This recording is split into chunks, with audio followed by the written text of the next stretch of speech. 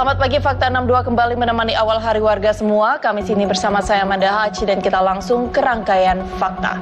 Challenge atau tantangan hafal Al-Quran berhadiah sebotol minuman beralkohol di sebuah pesta musik berbuntut panjang dan menuai kecaman keras.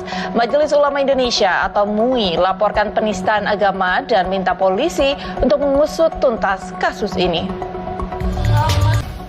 Sementara itu, warga Kota Bekasi sempat dihebohkan informasi terkait keberadaan sosok pemandu acara dugaan penistaan agama di festival musik. Sejumlah orang bahkan mendatangi rumah yang diduga pernah menjadi tempat tinggalnya.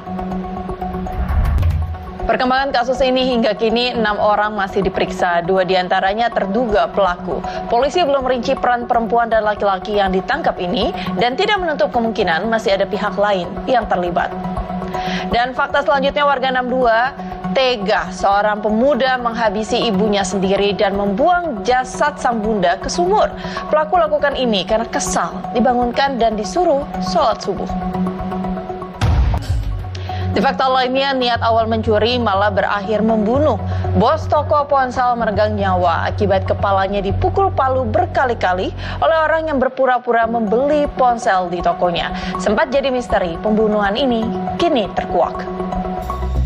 Sementara itu, seorang perempuan muda ditemukan tewas di kamar kontrakannya. Selama ini tinggal sendiri, tragis korban dihabisi dengan sebelumnya dicabuli oleh lelaki penghuni kamar kontrakan sebelahnya. Di fakta lain, kelanjutan kasus penyekapan sekaligus penipuan dan pencurian kendaraan seorang lansia perempuan di sebuah apartemen, 2 pria pelakunya ditangkap. Keduanya memperdaya nenek ini dengan mengaku sebagai pengusaha dan satu lainnya sebagai petugas KPK. Sementara itu, fakta baru dari kasus pembunuhan pria di Depok berlatar penyuka sesama jenis tersangka pemutilasi mengidap HIV/AIDS. Kami akan hadirkan fakta selengkapnya usai jeda. Tetaplah di MDTV.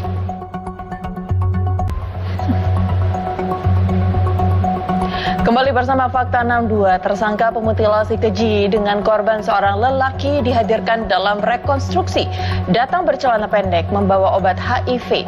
Saiful konfirmasi dan reka ulang 51 kejadian, termasuk saat mengeksekusi hingga membuang jasad korban. Pernah jadi tukang gorengan sampai pernah masuk TV di ajang pencarian bintang, disebut aktif di berbagai komunitas dan grup penyuka sesama jenis.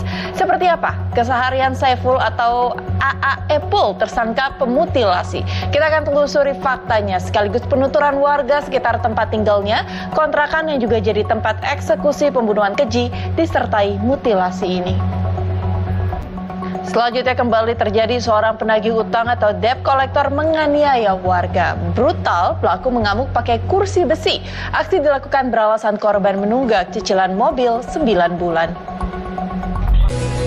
Film horor terbaru MD Pictures tayang di bioskop mulai 13 Agustus ini akan membuat warga 62 semua makin penasaran. 2 case-nya akan hadir usai jeda, ceritakan kengerian ceritanya sekaligus pengalaman yang membuat bulu kuduk merinding sejak proses syuting. Jadi jangan kemana-mana, tetaplah bersama kami di Fakta 62. Picture kembali hadirkan satu lagi film bergenre horor ke layar sinema. Film perumahan La La Land ini, dan film ini tidak hanya menyajikan kengerian, tapi juga menyentil realitas kehidupan keluarga. Dan untuk membahas film ini lebih jauh, warga 62 dan keseruan selama proses pembuatannya sudah hadir di studio MDTV pagi ini para pemain film perumahan La La Land. Ada Ajis Doa Ibu dan Deli. Ya saudara ya, film perumahan La La Land ini akan tayang di bioskop tanah air mulai hari ini 13 Agustus 2026. Nah, Fakta 62 masih akan memiliki informasi menarik lainnya, jadi tetap bersama kami di Fakta 62. Terima kasih warga semua masih bersama kami Fakta 62. Seorang anggota polisi jadi korban begal. Polisi ini dibegal penumpangnya sendiri saat nyambi mengojek pangkalan untuk menambah penghasilan. Yang berikutnya, ricuh di jalanan terjadi. Keributan antara polisi dan warga menuai perhatian. Berawal saling salib, berakhir dengan intimidasi. Kejadian ini disebut libatkan salah satu pejabat polisi di Polda Sumber. Kita ke fakta lainnya, ditagih selesaikan studi. Mahasiswa di Yogyakarta malah minum minuman keras. Teler, pelaku menghancurkan fasilitas umum hingga merusak bendera merah putih. Mahasiswa pemabuk ini kini terancam 5 tahun dibui. Fakta tadi sekaligus menutup kebersamaan kita pagi ini. Warga semua selamat beraktivitas, tetap semangat, dan juga jangan lupa untuk tetap sehat. Rangkaian program spesial NDTV tentunya senantiasa menemani sepanjang hari. Sampai jumpa besok.